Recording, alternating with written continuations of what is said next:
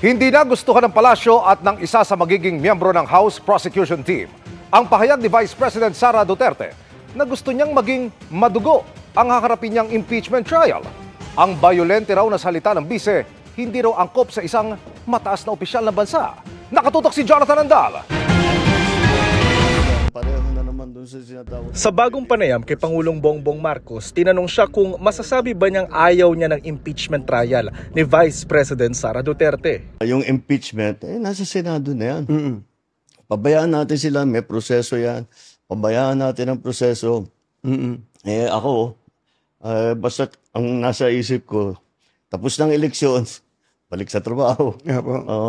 Gawin na natin lahat with the new lessons learned.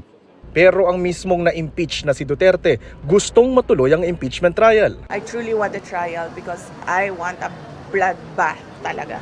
Umalma dyan ang palasyo. Medyo may pagkabayolente ang tugon ng ating Vice Presidente, pero we hope that it is just a figure of speech and it should not be taken literally. Hindi po makikialam ang Pangulo patungkol sa ganyang issue. Ang isa sa magiging miyembro ng House Prosecution Panel, si incoming Party List Representative Leila de Lima, binatikos ang pahayag ng bise. Aniya, makokontempt ang defense team ni Duterte kapag sinubukang manggulo at magdrama sa paglilitis. Dapat siguro magkaroon ng panibagong kaisipan yung ating Vice President. Yung kanyang mindset, baguhin niya dapat yan. Because it is so unbecoming of a high official. We're not supposed to be saying those things.